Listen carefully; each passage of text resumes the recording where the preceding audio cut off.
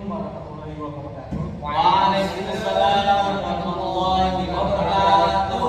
Apa kabar hari ini anak-anak? Alhamdulillah baik.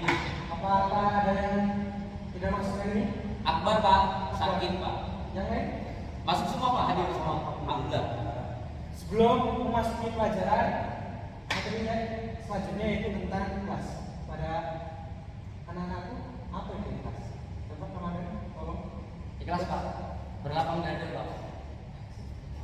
Saudara, saudari. Ikhlas itu segala sesuatu yang kita tidak mempunyai rasa jengkel terendam Pak. Jadi luwes gitu Pak.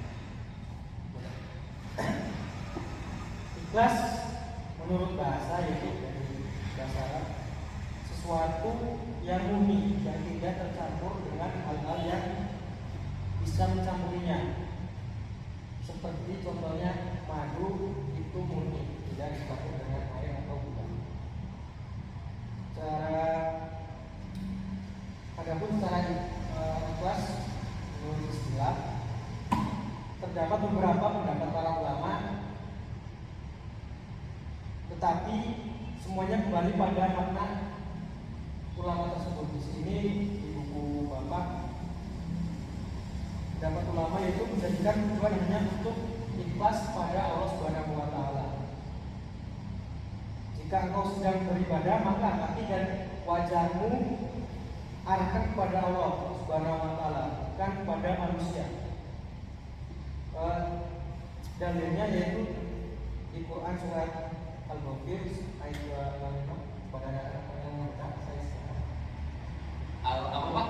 Al-Ghafir ayat 25. Al-Ghafir. Al-Ghafir ayat 25. saya Pak. Ya, Baca, coba. Pak. Surat Al-Ghafir ayat 65 ya Pak. Bismillahirrahmanirrahim. Wal hayyu la ilaha illahu la ilaha illa huwa fa'budu. Ulang Pak. Bismillahirrahmanirrahim. Wal hayyu la ilaha illa huwa fa'buduhu mukhlishina lahuddin. Alhamdulillahi rabbil alamin. Yang artinya dialah yang hidup kekal, tidak ada Tuhan selain Dia, maka sembahlah Dia dengan tulus ikhlas beragama kepadanya. Segala puji bagi Allah Tuhan seluruh alam. Menurut tafsir dari Al-Muyassar, dialah Allah yang Maha Hidup dengan kehidupan yang sempurna dan lengkap. Tiada Tuhan yang hak disembah kecuali Dia. Berarti tidak ada Allah selain Dia. Dan hak disembah. Maka mintalah kepadanya apapun itu dan berikanlah ibadah kalian kepadanya, yaitu kepada Allah dengan memulihkan agama dan ketaatan kepadanya. Segala puji dan sanjungan sempurna hanya pada Allah, Tuhan seluruh makhluk. Oke, materi selanjutnya itu tentang ciri-ciri ikhlas. Yang pertama yaitu tidak suka dipuji. Pujian adalah salah satu pujian untuk orang-orang yang melakukan amal perbuatan baik. Dengan pujian seseorang dapat terkena penyakit ujub atau sombong. Sepertinya contoh saudara Arif ingin sedetak ke santungan tapi disebut-sebut itu sama aja apa? Tidak ikhlas. Tidak ikhlas. Ya. Yang kedua yaitu tidak berambisi menjadi pemimpin. Salah satu kelebihan dari seorang pemimpin yaitu dihormati dan disegani banyak orang. Dengan kepemimpinan tersebut, seseorang akan lebih mudah menjadi sombong dan congkak. Namun beberapa orang yang mempunyai sifat ini, maka mereka akan tenang dan diam serta tidak akan mencalonkan dirinya untuk menjadi seorang pemimpin. Contohnya ada seorang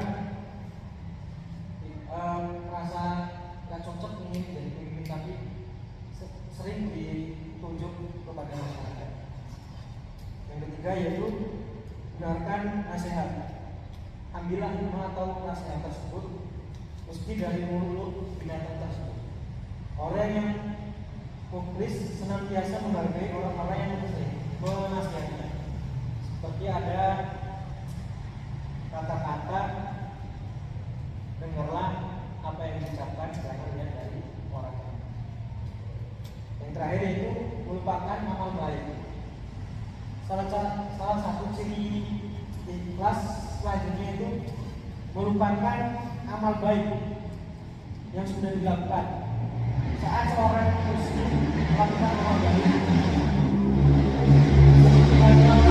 menolong orang lain, seperti menolong orang lain, biasanya seorang muklis akan lupa dan tidak akan pernah mengingatnya lagi.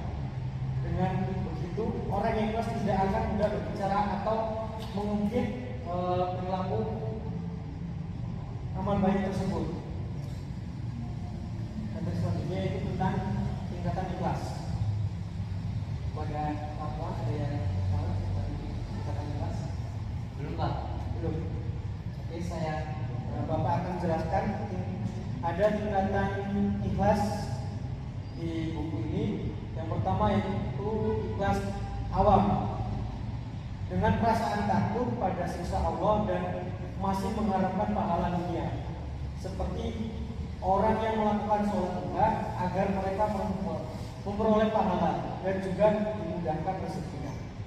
Kemudian orang yang melakukan sholat tahajud karena ingin dilancarkan urusan dunianya. Berarti ikhlas awam ini melakukan sholat tapi niatnya untuk dunia, seperti mencari rezeki atau amal yang lain. Yang kedua yaitu ikhlas khawas, untuk memperoleh pahala dari Allah. Orang yang melakukan amal ibadah akan memperoleh sesuatu dari Allah di akhirat nanti, seperti bagian dari siksa neraka dan masuk dalam surga-Nya Allah Subhanahu wa taala. Berarti ikhlas khawas ini benar-benar ikhlas melakukan ibadah seperti sholat, benar-benar ingin beribadah pada Allah, bukan untuk mencari ibadah ke dunia. Yang terakhir yaitu ikhlas hawas al-hawas. Ikhlas yang satu ini bentuk pengabdian diri seorang hamba kepada Allah Subhanahu wa taala disertai dengan kesadaran penuh seorang hamba yang sudah seharusnya mengabdi kepada Allah Subhanahu wa taala. Berarti dirinya benar-benar seorang muslim yang banyak bertanggung jawab kepada Allah Subhanahu wa taala, seperti melakukan sholat, puasa atau zakat. Dengan cara melakukan perbuatan amal ibadah yang dilakukan mencari ridho. Berarti untuk mencari ridho Allah dengan ibadah ikhlas, dengan sebenarnya tanpa ada hasrat untuk mencari perhatian atau ketenaran di makhluk hidup, entah itu berupa pujian ataupun sejenisnya. Materi yang terakhir yaitu tentang macam-macam fungsi ikhlas. Adapun yang pertama itu sebagai sumber rezeki pahala yang sangat besar dan bisa meraih kebaikan dan kebaikan seseorang yang melakukannya. Yang kedua yaitu ikhlas bisa menyelamatkan perilaku dari sebuah azab yang keji dari di hari kiamat nanti. Yang selanjutnya yaitu Allah Subhanahu wa taala akan memberikan hidayah ataupun petunjuk sehingga kita tidak akan tersesat dan mencari jalan yang benar. Dan selanjutnya jalan keselamatan menuju akhirat hanya bisa kita dapatkan dengan ikhlas. Apapun pekerjaannya, kalau tidak dengan ikhlas maka perjalanan kita ke akhirat akan susah. Dan selanjutnya itu amal ibadah kita akan diterima Allah Subhanahu wa taala jika perbuatan tersebut dengan ikhlas, membuat hidup kita menjadi lebih tenang dan tentram dan memperoleh perlindungan dari Allah Subhanahu wa taala.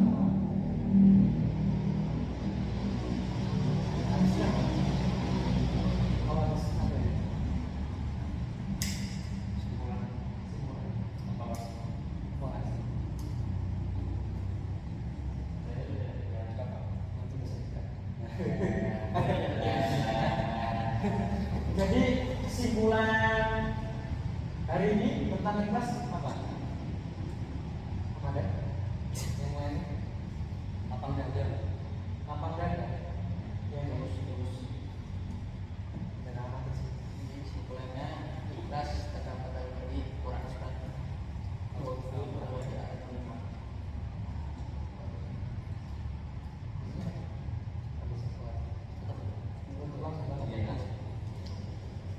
Oke, jika Bapak ada banyak kesalahan, saya